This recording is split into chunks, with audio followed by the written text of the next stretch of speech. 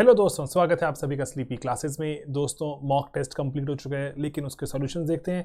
Before we begin, मैं आपको एक छोटी सी बात चाहता हूं समझाना कि कभी भी आप मॉक टेस्ट दें उस उम्मीद से ऐसे मत देखिए कि अच्छा इसमें से कुछ सवाल मुझे एग्जाम में नजर आएंगे या फिर मैं ऐसा पेपर में सारी चीज़ें रख लेता हूँ। दोस्तों, मॉक टेस्ट हमें एक जो सिंपल सी चीज़ दिखाता है, वो जो सिखाता है वो क्या है, हमें चेक करवाना कि हमारी रिटेंशन कितनी हो रही है, कि हम जो भी रिटेन कर रहे हैं अगर हमें टेस्टिंग की जाए उसकी तो हम शायद उसका एक्यूरेटली आंसर कर पाएं। ठीक है, तो रिटेंशन सबसे इंपॉर्टेंट टेस्ट रहता है किसी भी मॉक टेस्ट का। जो ये ऐसा कहना बहुत मुश्किल है ना कि ये 100 सवाल पूछे जाएंगे, इसमें से कुछ 20 25 30 पूछे जाएं तो बहुत ही बढ़िया, लेकिन हमें यहाँ पर ध्यान देना है कि अच्छा मैं कुछ रिटेन कर पा रहा था, यार मेरी रिटेंशन में टेंशन है, तो मैं जाके कुछ और इसको थोड़ा एफर्ट करता हूँ, लास्ट के कुछ दिन बचे हैं। घबराना नहीं है, ठीक है। एग्जाम में जाकर जनरली हमें चीज़ें याद आती हैं, तो इसलिए आप लोड और टेंशन मत लीजिए, चीज़ें बेहतर होंगी। चलिए, अब यहाँ पर हमें आपको क्वेश्चंस बताता हूँ जो 10 सवाल पूछे गए थे इको के, एंड बेसिक हैं, इंटरमीडिएट एंड डिफिकल्ट क्वेश्चंस हैं। जनरली सिर्फ और सिर्फ लेवल ऑफ रिटेंशन या फिर level of conceptual clarity check करते हैं।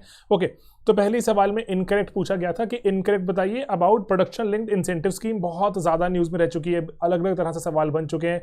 तो इसके बारे में कि ये कहा गया कि it only aims to promote domestic manufacturing, ठीक है, drug intermediates but not API. जो एपीआई का मतलब जो एक्टिव जो हमारा सॉल्ट रहता है किसी भी दवाई के अंदर, तो उसको प्रमोट नहीं कर रहे जी, नहीं सर उसको भी प्रमोट कर रहे हैं, डोमेस्टिक मैन्युफैक्चरिंग तो कर ही रहे हैं, लेकिन एपीआई भी प्रमोट हो रही है, तो इसलिए स्टेटमेंट गलत है। तो 1 तो हो गई होगा। एंड वो कह रहे हैं approved applicants can setup pharmaceutical plants in India. Yes, ये कर सकते हैं, प्लांट सेटअप करें, कोई मनाही नहीं है। तो ये स्टेटमेंट हमारी वैसे तो सही है, लेकिन इनकरेक्ट पूछा गया है तो इसलिए मार्क नहीं करेंगे। तो 1 only will be our answer. ठीक है दोस्तों, बाकी इसके जो सॉल्यूशंस भी लगे हुए हैं पीछे आप देख सकते हैं, क्योंकि चाइना में बहुत ज़्यादा एपीआई प्रोड्यूस होती हैं, तो भारत ने कहा कि चाइना पे डिपेंडेंसी ज़्यादा है। कोविड आया, कोविड के चलते भारत में दवाइयाँ बननी रुक गई, तो दवाइयाँ पहुँचनी रुक गई, तो इसी कारण से था कि वापस अभी हमें सेल्फ रिलायंट बनना होगा एपीआई सभी चीज़ों में। तो ये प्रोसेस शुरू हुआ। ओके, देन वो कह रहे हैं कि आईएमएफ के कॉन्टेक्स्ट में बताइए कौन सी रिपोर्ट्स निकालता है। वर्ल्ड इकोनॉमिक आउटलुक आईएमएफ की इंपॉर्टेंट रिपोर्ट है। ग्लोबल फाइनेंशियल स्टेबिलिटी रिपोर्ट भी निकाली जाती है। एंड जो बोर्ड ऑफ गवर्नर्स ने कहा कि यस हम एसडीआर देंगे, लेकिन सर ये नंबर थोड़ा देख लूँ सर, 456 मिलियन नहीं लग रहा सर, इट इज बिलियन। ठीक है, तो ये स्टेटमेंट गलत हो गई। ठीक है, छोटी सी छोटी चीज़ हमें नोटिस करनी है एग्जाम में, हाइपर एक्टिव ब्रेन रखना है अपना, छोटी छोटी चीज़ नोटिस करेंगे तो नंबर बचा सकते हैं। एंड आईएमएफ 1969 में बनाया गया था, नहीं सर ये तो 44 45 में कभी गठन हुआ था। ऑयल क्राइसिस हुआ था, लेकिन 69 में गठन नहीं हुआ था, तो ये भी गलत हो गया। तो हमारी सिर्फ एक ही स्टेटमेंट यहाँ पे 1 ओनली करेक्ट है। ठीक है दोस्तों, एंड रिसेंटली जैसे आपने चलो ये इसके इतिहास पढ़ लिया, एंड रिसेंटली 456 बिलियन का भी यहाँ पर अभी एसडीआर एलोकेट किए गए, जिसमें भारत को भी बहुत सारा मिला एसडीआर, एंड हमारे फॉरेन एक्सचेंज में बढ़ोतरी भी हो जाएगी उससे। ओके, ठीक है, क्योंकि फॉरेक्स का पार्ट रहता है, रिपोर्ट्स भी हमने देख ली, इंपॉर्टेंट रहती हैं। वर्ल्ड बैंक, आईएमएफ एक्सेट्रा, इनकी रिपोर्ट्स देख कर जानी है। जो हमारे WTO की कोई अगर रिपोर्ट आ रही है, UNCTAD की रिपोर्ट आ रही है, ठीक है, तो ये देख के जानी है। WTO जो वर्ल्ड ट्रेड ऑर्गेनाइजेशन अपार्ट जो वर्ल्ड इकोनॉमिक फोरम, ठीक है, ये भी रिपोर्ट्स निकालते हैं, देखकर जानी है। ओके, देन दोस्तों इंटरमीडिएट पे चलते हैं। कुछ जो हमने डिस्कस भी किया था अपने रैपिड रिवीजन में, जो रेगुलेशंस रिव्यू अथॉरिटी बनाई गई सर, सेबी नहीं सर, आरबीआई द्वारा बनाई गई है। हर 5 साल में नहीं सर, ऐसा नहीं है, 99 2000 में लास्ट टाइम आई थी, तो ये गलत हो गया। एंड देन 2 चीज़ें गलत हो चुकी हैं, तो अगर हमारा 1 हमारा आंसर में नहीं है तो ये भी गया, ये भी गया, ये भी गया। सिंपली मुझे अगर पता था कि ये आरबीआई द्वारा आती मेरा आंसर निकला था, ठीक है, सेकंड स्टेटमेंट पता होगी तो और श्योर हो गए कि sir 3 only is the right answer. ठीक है, इसमें कोई टेंशन की घबराने की बात तो नहीं है। ठीक है दोस्तों, तो यहाँ पर हमने थोड़ा सा देख भी लिया कि कौन किसको सेटअप किया गया, लास्ट टाइम ये कब आई थी। ऑलराइट, चलिए अपने नेक्स्ट क्वेश्चन पे चलते हैं अब। तो दोस्तों ये क्वेश्चन यहाँ डिमांड कर रहा है कि करेंसी वॉच लिस्ट को लेके भारत हमेशा चिंता का शिकार रहता है। वो कह रहे हैं कौन सी रिपोर्ट में इसका मेंशन मिलता है। सर रिपोर्ट का नाम बहुत कॉम्प्लेक्स है, ये वाली हैवी सी रिपोर्ट है, macro economic and foreign exchange policies of major trading partners of US. तो अब यूएस वाले जनरली जो अपना जो चेक करते रहते हैं बार बार कि कौन से ऐसे उनके ट्रेडिंग पार्टनर्स हैं जिनके साथ उनका देखें तो बहुत सारा करंट अकाउंट या फिर अगर देखें तो पूरा ट्रेड का डेफिसिट चलता है, जिनके चलते शायद ऐसे करेंसी मैनिपुलेट करने की बात हो सकती है। जैसे कहने का भाव ये है कि यूएस में उनका सामान ज़्यादा आ रहा है लेकिन यूएस का सामान उनके घर में कम जा रहा है, क्योंकि शायद ऐसा हो सकता है कि उस कंट्री अपनी करेंसी को ऐसे मैनिपुलेट कर रही है कि इंपोर्ट एक्सपोर्ट जो स्क्यूड हो जाते हैं। Getting it? तो एनुअल जो स्पेशल 301 रिपोर्ट और बाकी ये तो चलो आर्बिट्ररी क्रिएटेड थी, तो एनुअल रिपोर्ट भी एक इंपॉर्टेंट रिपोर्ट रहती है, वो यूएसटीआर है ना, यूएसटीआर ट्रेड रिप्रेजेंटेटिव उनकी एक जो बॉडी है वो उसकी रिपोर्ट आती है यूएसटीआर की, उसमें 301 का रहता है, जिसमें बताते हैं कि कौन सी कंट्रीज अपनी आपकी आईपीआर है ना, इंटेलेक्चुअल प्रॉपर्टी की सही से रिस्पेक्ट नहीं कर रही। वो भी इंपॉर्टेंट रिपोर्ट है, लेकिन हमने दोनों को ही यहाँ पे डालकर कंफ्यूज करने की कोशिश करी, तो इसलिए थोड़ा ये सवाल इंटरमीडिएट टाइप हो जाता है। ओके, देन दोस्तों एसएमए है ना, स्पेशल मेंशन अकाउंट है ना, अगर आपने इसको नहीं पढ़ाई की दोस्तों, आपको लगेगा स्पेशल मेंशन आया शायद कोई बढ़िया सा अकाउंट होगा, ठीक है, जो कि अकाउंट्स प्रॉफिटेबल स्टार्टअप्स के नहीं सर, ठीक है, इंटरनेशनल अकाउंट्स हैं ऑफ स्टार्टअप्स जो इंटरनेशनल उधार ले सकते हैं सर, बहुत ही जो क्रिएटिव एंड जो बड़ी मजेदार ऑप्शन बनाई, लेकिन नहीं। एंड देन अकाउंट्स जो कि जो साइन शो करते हैं इंसिपिएंट स्ट्रेस की स्ट्रेस आने वाला है, ठीक है, एसएमए का मतलब यही होता है, एसएमए 0, एसएमए 1, एसएमए 2, एसएमए 3, मतलब कि अदरवाइज हम एनपीएस देखें तो हम 90 डेज में अगर आपका जो बकाया था कोई भी उधार, 90 दिन बीत गए, जैसे मान लीजिए आज आपने अपने को इंस्टॉलमेंट जमा करानी थी, नहीं जमा कराई, 3 महीने मतलब 90 दिन बीत गए, उसकी इंस्टॉलमेंट जमा नहीं हुई, तो आपको एनपीए घोषित कर दिया जाता है कि आप नॉन प्रॉफिटेबल एसेट बन गए बैंक का। लेकिन उसके पहले सर 90 डेज के पहले बैंक कुछ नहीं करता जी, करता है। जो पहले 30 दिन है 0 to 30 डेज बैंक आपको नोटिस देगा, कुछ फोन कॉल ये वो, देन उसके बाद एसएमए 0 अकाउंट बन जाओगे, देन 31 से 60 दिन, then 61 to 90 days, and then SMA जो 2 तक ही रहता है, एंड देन अकॉर्डिंगली 90 के ऑनवर्ड्स आप एनपीए कैटेगरी में आ जाओगे, एंड अकॉर्डिंगली डिफरेंट तरह के लॉज एंड एक्ट्स आप पर लग सकते हैं, आपके प्रॉपर्टी एक्सेट्रा बिक भी सकती है। तो ये जरूरी चीज थी यहाँ पर इसके बारे में बात होना, एसएमए 0, 1 एंड 2 क्या चीज रहती है, जो स्ट्रेस शो कर रहे हैं उनके बारे में यहाँ पर बात हो रही है। ऑलराइट, एसएमए ये जो मैंने यहाँ बता भी दिया, स्पेशल मेंशन, तो इसमें आपने नाम से घबराना नहीं है कि सर की स्पेशल मेंशन था तो कहीं पक्का बढ़िया मेंशन हो रहा होगा।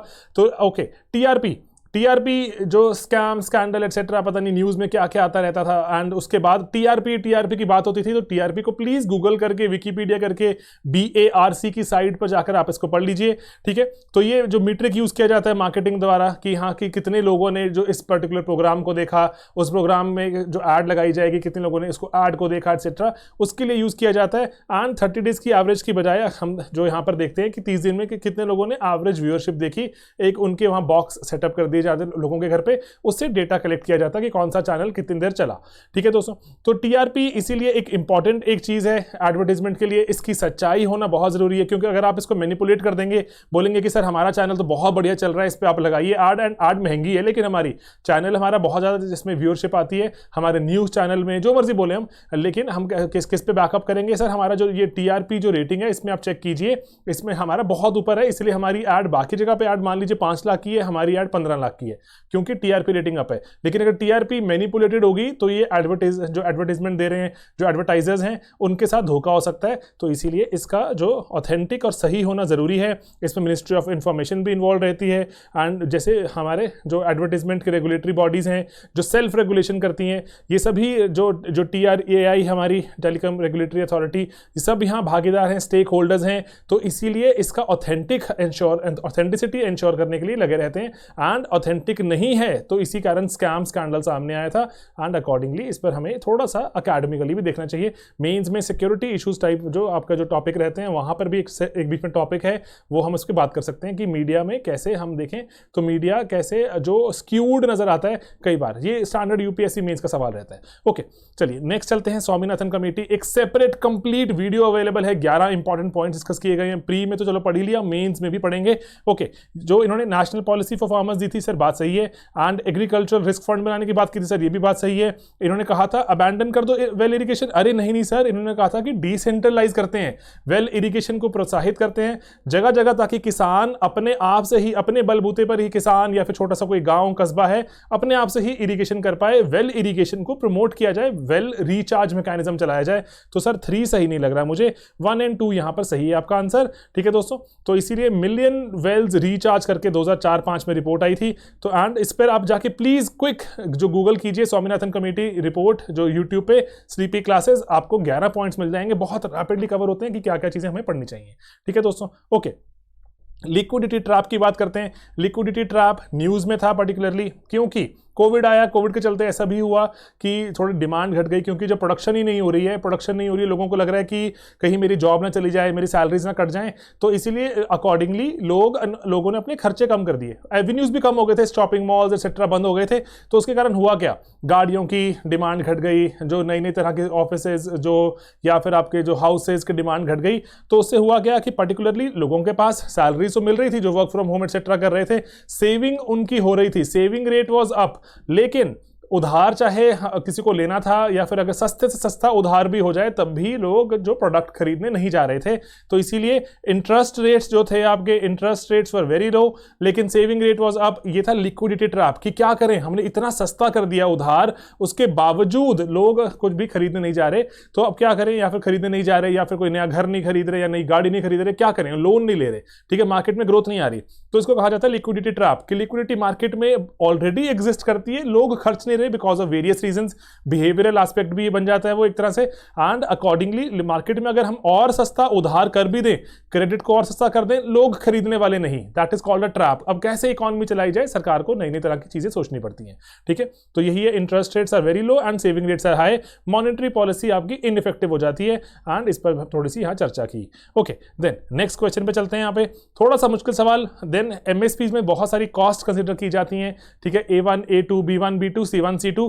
तो जो A1 A2 एंड उसी से जुड़ी है A2 कह रहे हैं मोर कॉम्प्रिहेंसिव कॉस्ट इन C2। अरे नहीं सर, यहीं पर ही मेरा क्वेश्चन क्रैक हो सकता है, ठीक है। तो 2 तो मैंने हटा दिया, बोथ आर करेक्ट, या तो 1 सही है या कोई भी सही नहीं है। A2 covers out all paid out cost directly incurred by farmer in cash kind on seeds, fertiliser, pesticide, hired labour, lease in land, fuel, irrigation. Sir मुझे इसमें ऐसी कोई भी कॉस्ट नजर नहीं आई जो शायद ऐसे हो कि हायर ऑर्डर की हो। जैसे हायर ऑर्डर मतलब कि कई बार ऐसा होता है ना कि मान लीजिए आप ऐसा कि फैमिली लेबर की कॉस्ट भी होती है, FL बोलते हैं इसको, कि जो मेरे परिवार के लोग थे वो भी साथ में काम कर रहे हैं उस फील्ड में, तो उनकी सैलरी एज सच में उनको कोई सैलरी पे नहीं कर रहा, क्योंकि हम सब परिवार के लोग हैं, हमारी ही जमीन है, तो लेकिन स्टिल उनकी कॉस्ट तो माननी ही चाहिए। तो इसलिए जो फैमिली लेबर की कॉस्ट मानी जाती है, ये these are higher order cost. जो पहली जो A1 A2 होती है, अगर मैं आपको जो ग्राफ भी दिखाऊं तो A1 A2 में भी आप देखेंगे, इसका आंसर वैसे क्या बनेगा, सिर्फ 1 ओनली बनेगा, क्योंकि ये स्टैंडर्ड कॉस्ट हैं, ठीक है, CACP इनको लेते हैं। तो A1 कॉस्ट कौन सी होती है, A2 ग्रेजुअली अगर A1 में ऐड करेंगे, rent paid for lease in land, then B1 B2